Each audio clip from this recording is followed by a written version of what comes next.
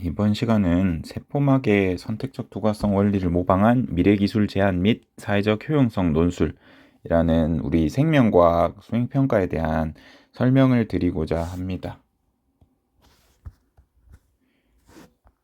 아래 내려가 보시면 제가 제일 먼저 설명할 내용은 이 평가 채점 기준입니다. 먼저 과학적 원리는 우리가 수업에서 많이 다루었기 때문에 세포막의 선택적 투과성에 대한 원리를 제가 설명한 적이 있습니다. 그래서 그 내용을 토대로 작성하시면 되기 때문에 여기서는 감점이 거의 없을 겁니다. 그리고 제가 1차 시에 이 설명 이후에 과학적 원리를 대략적으로 복습할 것이기 때문에 큰 문제 없이 진행될 것이라 생각됩니다. 그 다음에 기술의 적용 및 창의성 이 부분이 중요한데요. 여러분들이 AI 기술을 이용하지 않고 여러분들의 생각에서 이 내용을 끄집어냈으면 합니다. 왜냐하면 앞으로 여러분들이 살아갈 미래 사회에서는 여러분들이 AI를 이용해서 찾아내서 그걸 그대로 따라 적거나 정리해서 서술할 수 있는 사람을 뽑진 않을 거거든요. 그런 기능만 한다고 하면 여러분들을 아마 활용하지 않을 거기 때문에 회사에서는 뽑지 않을 거기 때문에 기업에서는 채용하지 않을 것이기 때문에 꼭 스스로 생각하는 연습을 하셨으면 좋겠습니다. 시간이 많이 드는 수행평가지만 이렇게 준비한 이유도 우리가 그런 역량을 기르기 위함이다 라고 이해해 주시면 좋겠습니다. 마지막으로 논리적 표현의 타당성입니다. 이 부분은 제가 논리적 타당성이 위배되지 않도록 학습지를 구성하려고 노력을 했는데요. 도움이 될지 모르겠습니다. 한번 같이 나중에 학습지 보면서 설명드리겠습니다. 특히 이 부분이 제가 조금 걱정되는 부분이거든요. 먼저 AI에 대해서 여러분들이 활용하는 것은 큰 문제가 되지 않습니다. 활용할 수는 있으나 이 맨 밑에 세 가지 AI의 결과물만을 활용해서 그대로 뭔가 작성하거나 제출하는 행위를 할 경우에는 제가 감점을 하든지 하겠습니다.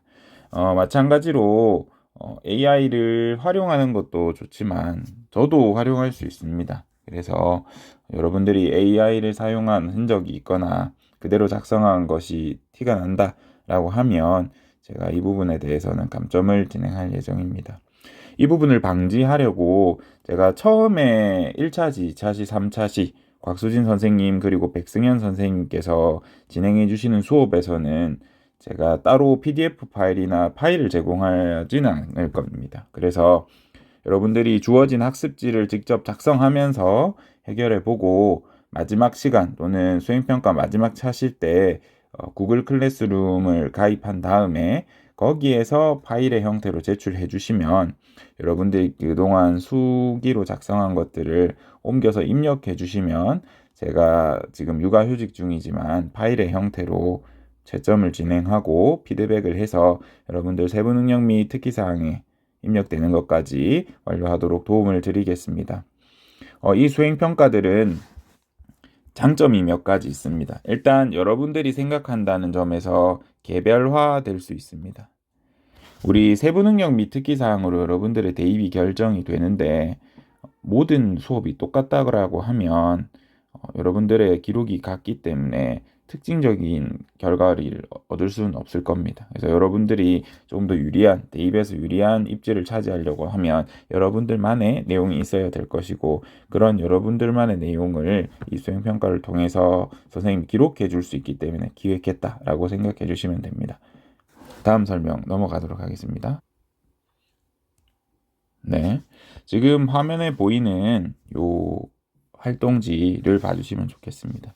뭐 당연하게도 여기에 여러분들의 반, 번호, 이름을 기입해 주셔야 하고 수행 주제에 대한 설명이랑 우리가 무엇을 하고 싶은지 선생님이 기록을 해둔 상태입니다. 그리고 보면 수행평가 차시는 이렇게 진행된다고 하는데 오늘 지금 제가 설명드리는 이 부분이 1차시 내용에 해당한다 라고 봐주시면 되고 이 두 가지 내용은 여러분들이 2시간 동안 작성하는 시간이다 라고 봐주시면 됩니다.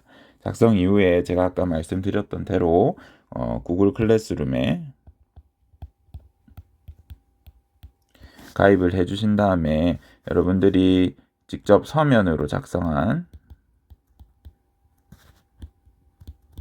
내용을 파일의 형태로 옮기는 작업이 필요할 겁니다. 옮긴 다음 저한테 제출해 주시면 제가 평가하도록 하겠습니다. 제출 기한은요, 우리가 방학식 7월 20일로 예정된 방학식을 하기 전에 모든 평가가 확인까지 마무리되어야 하기 때문에 7월 1일 7월 1일이 되는 6월 29일 자정 또는 7월 1일 자정까지로 제가 마감 기한을 만들어 놓겠습니다. 그래서 그때까지 제출을 해주시면 된다라고 봐주시면 됩니다. 해결하고 싶은 문제 탐색하기 위해서 여러분들이 세포막에 대한 특성을 이용해서 어떤 부분을 해결하고 싶다라는 것을 체크하도록 해두었습니다. 그래서 여기 체크박스에 여러분들이 어떤 문제를 해결하겠다라고 표시를 해주시면 됩니다. 조금 이따가 제가 예시를 보여드릴 텐데 그것을 토대로 한번 작성해 보시면 어떨까 생각합니다. 그리고 환경에 대한 문제를 예를 들어서 선택했다면 어떤 환경 문제를 해결하고 싶은지 이렇게 적어주시면 될 겁니다.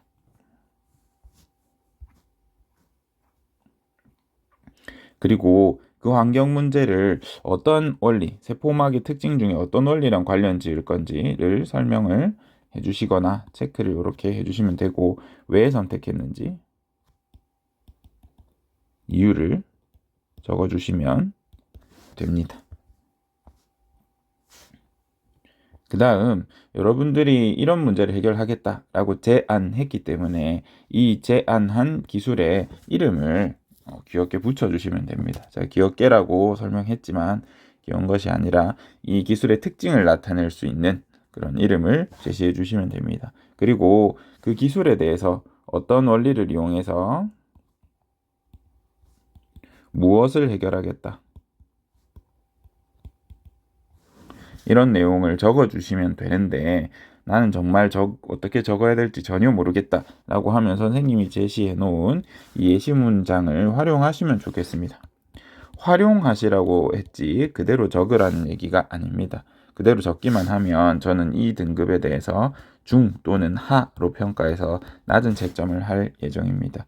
그래서 잘 활용하셔서 여러분들이 이 기술을 이렇게 만들면 좋겠다라는 아이디어를 제대로, 원리를 제대로 서술해 주시면 됩니다. 제가 이 수행평가에서 강조하는 점은 실제 활용 가능성이 아닙니다. 여러분들이 아이디어를 생각하고 이런 걸 제시할 수 있느냐, 그리고 여기에 과학적 원리가 포함되어 있느냐가 가장 중요하기 때문에 그 부분 강조하셨으면 좋겠습니다. 그리고 이 기술을 사용했을 때 누구에게 어떻게 도움되는지를 꼭 적어달라는 이런 내용도 있습니다.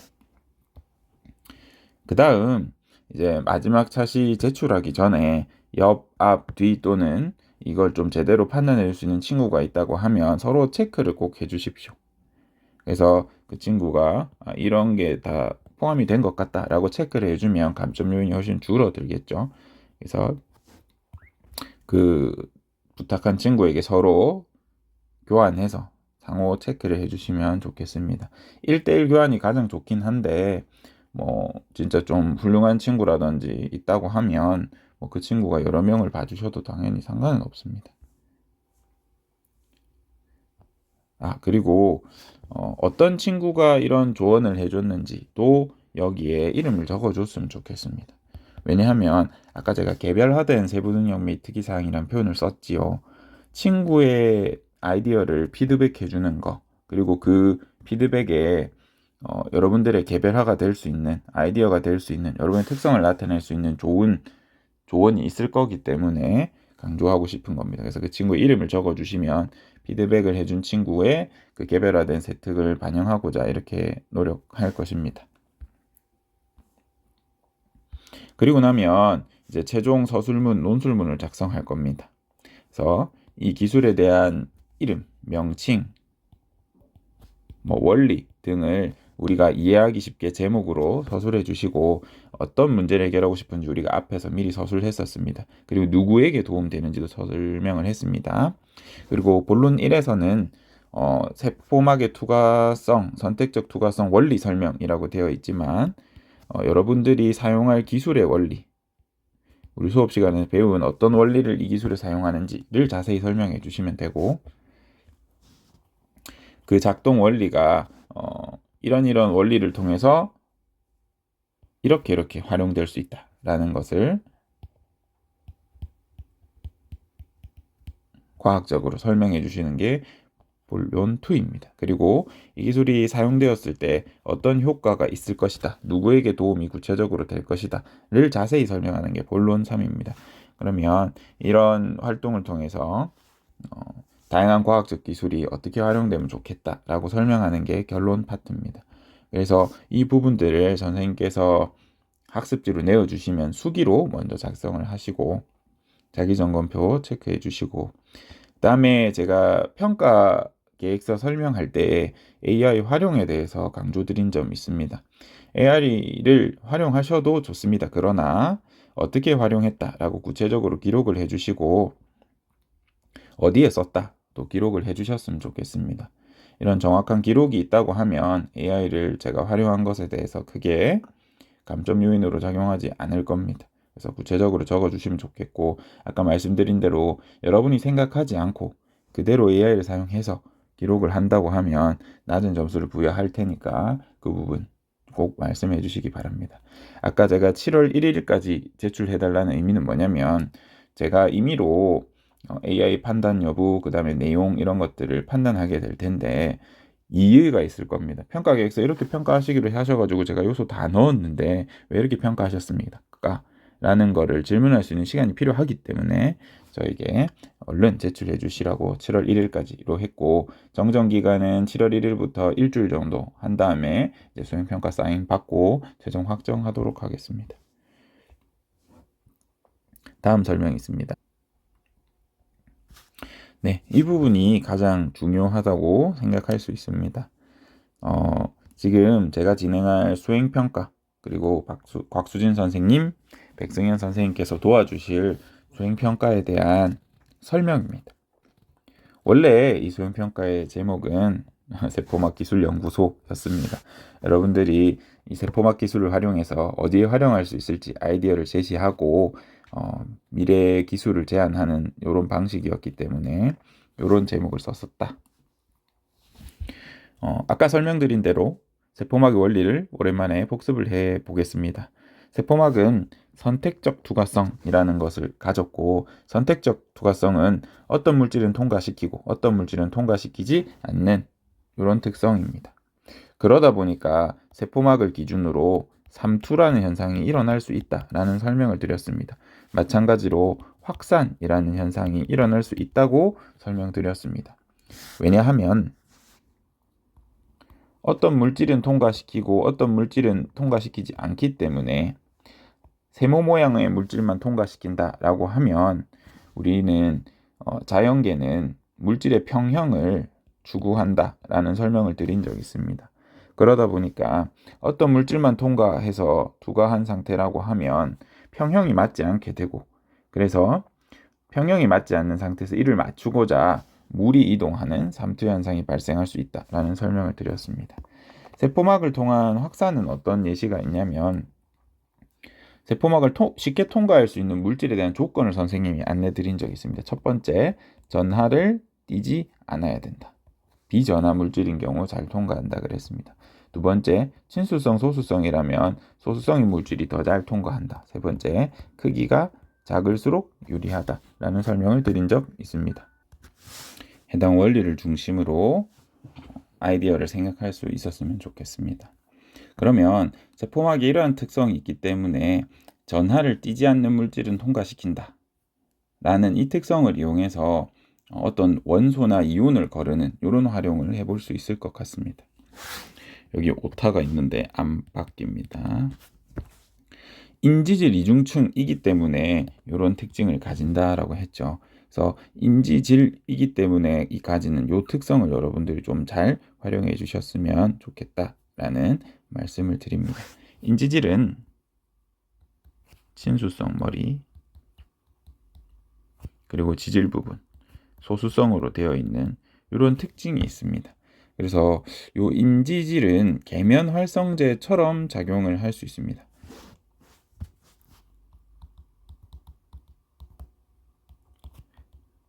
계면 활성제는 세제라고 봐주시면 되는데, 세제라는 건 불순물이나 이물질을 물질로부터 결합시키는 게 아니라 떨어뜨리는 역할을 한다라고 봐주시면 됩니다. 왜냐하면 이런 특성을 가질 수 있습니다. 여기에 친수성 물질이 있다라고 하면 인지질이 따로 분리되어서 작용한다라고 하면 친수성 머리 부분이 이 물질을 감싸게 되고 지질 부분이 바깥으로 노출되면서 이 친수성 물질을 기름에 녹일 수 있는 독특한 현상을 일으킬 수 있습니다.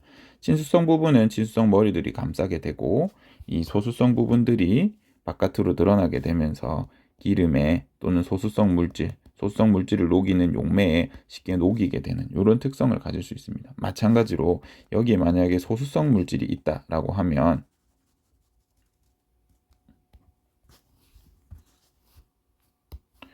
반대로 소수성 부분이 이렇게 부착이 되면서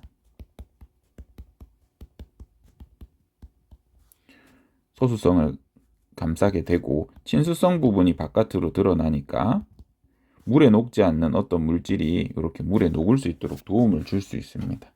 우리 인지질 이중층은 이렇게 고정된 형태처럼 이중층으로 존재하긴 하지만 이 인지질을 개별 분자로 하나하나 떼내게 되면 이런 효과를 가질 수 있습니다. 계면을 활성시킨다라고 하거든요. 그래서 계면 활성제라고 하는데 이런 효과도 가질 수 있습니다. 이 원리를 이용해서도 뭔가 많은 것들을 할 수 있을 것이라 생각합니다. 마지막으로 인지질의 원리 중에 막단백질을 활용하는 겁니다. 예를 들어서 단백질을 우리가 활용하려고 하면 단백질은 번역이 돼서 만들어져 있죠. 그럼 번역하기 전 단계가 뭐가 있죠?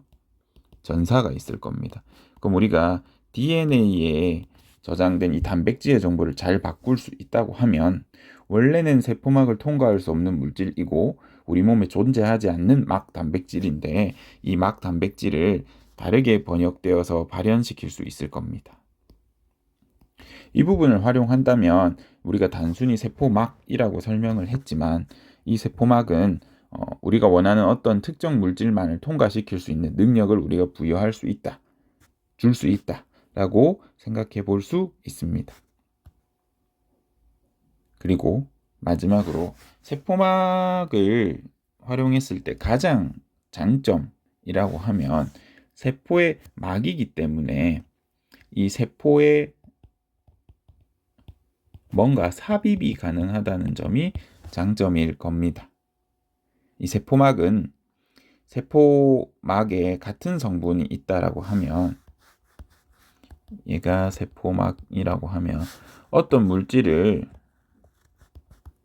똑같은 종류의 세포막으로 감싸게 되면 여기 별표라는 물질이 있을 때 이 별표라는 물질을 세포막과 세포막은 성분이 같기 때문에 얘네끼리 쉽게 합쳐지는 특성이 있습니다.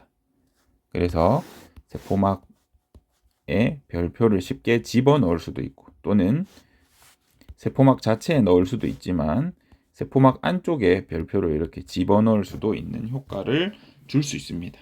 그래서 지금 우리가 배우지 않은 원리, 이제 세포막을 통한 세포막으로 코팅했을 때 세포 내부로 물질을 투입하거나 세포막에 삽입할 수 있는 이 원리도 설명드렸으니까 이 부분들을 활용하면 좋지 않을까라는 설명을 드립니다.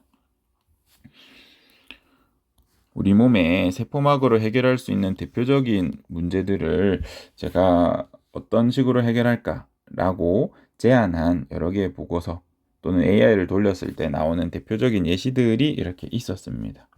그리고 실제로 활용도 하고 있습니다. 오염된 물의 담수화. 예를 들어서 세포막은 물은 쉽게 통과하지만 다른 물질은 잘 통과하지 못하기 때문에 이 부분을 활용한다. 라든지 미세 플라스틱이 많은 문제가 되어 있다. 라고 하는데 이 미세 플라스틱을 거를 수 있는 기술을 세포막을 통해서 활용한다든지 특정 물질만 통과시키기 때문에 세포막에 어떤 물질이 투입이 되면 효과가 더 좋은데 세포막이 가로막혀서 세포 안으로 들어갈 수 없는 경우가 있을 겁니다. 그런 경우 막단백질의 변화를 줘서 투입을 한다던가, 아까 말했던 세포막으로 이 약물을 코팅해서 세포에 삽입하는 이런 기술을 생각해 볼 수도 있을 것이고,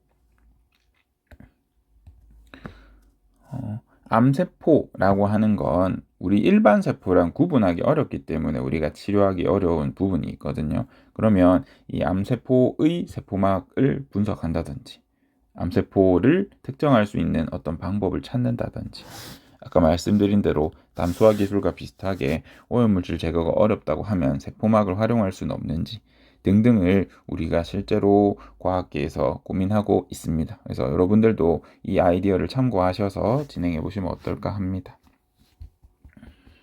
아까 담수화 얘기를 했는데 만약에 저보고 간단하게 작성해 보라 라고 하면 이렇게 해볼 것 같습니다.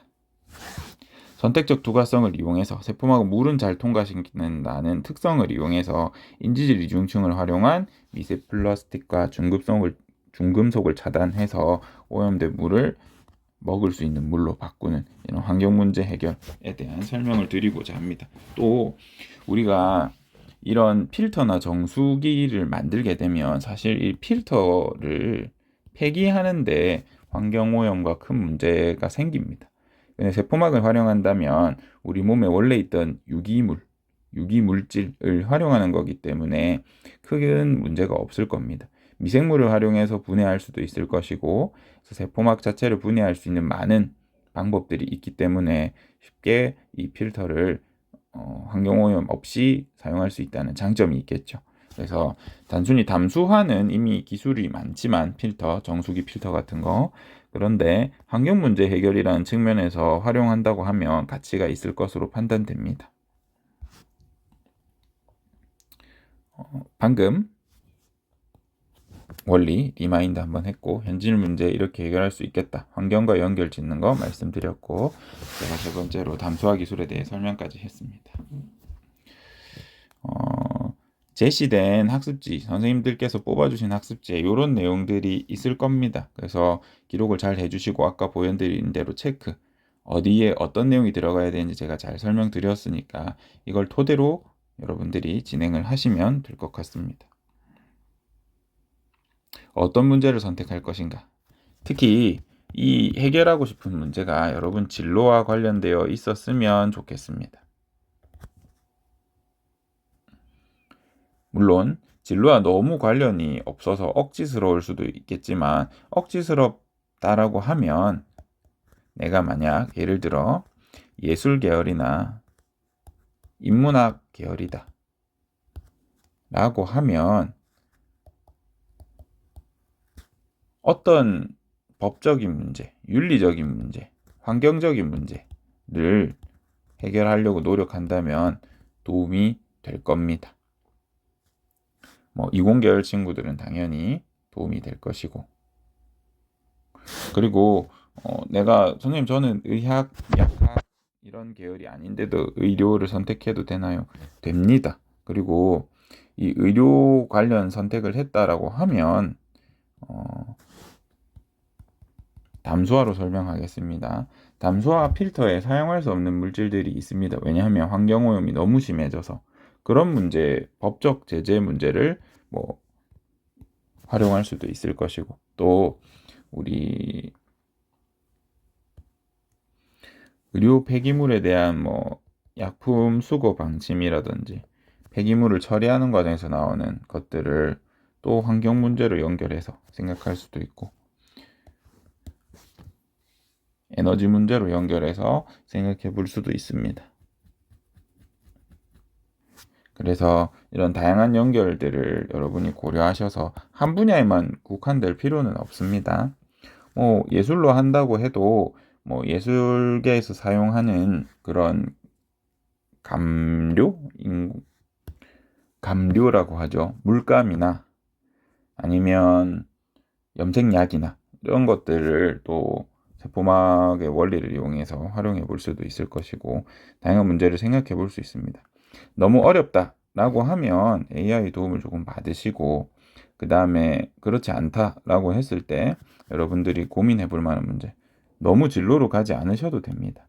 가급적이면 진로랑 연결했을 때 여러분들한테 기록을 한 것이 도움이 될 가능성이 높기 때문에 제가 언급을 드립니다. 꼭 하라는 의미는 아닙니다. 아까 기술 작동 원리를 쓰라고 했는데 이런 식으로 서술이 있다라고 했죠. 그래서 이런 원리를 난 쓰겠다라고 그대로 쓰게 되면 요거는 이제 좋은 평가를 못 받고 요것들을 활용해서 이런 기술이 이렇게 도움될 것이다 라는 것을 제대로 서술해 주시면 좋을 것 같습니다. 기대 효과에 대해서도 생각을 해보시면 좋을 것 같습니다. 단순히 이런 기술을 생각했다라기보다 환경 문제 해결 또는 사회 인류의 공헌을 하기 위해 이런 기술을 이용해서 친환경적으로 접근했다라는 서술이 된다면 훨씬 더 도움이 되겠죠.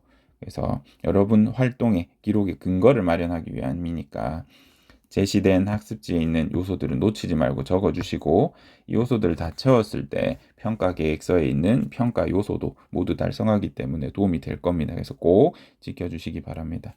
수행평가에 대한 설명은 이상 마치도록 하겠습니다. 선생님들 지도 따라서 서면으로 제시된 프린터된 이 용지에 있는 내용을 수기로 꼭 채워주시고 다 채운 다음에는 마지막에 저한테 파일의 형태로 제출할 수 있도록 제가 구글 클래스룸에 준비를 해 드릴 테니까 작성이 잘 되도록 해주시면 되겠습니다. 이상입니다.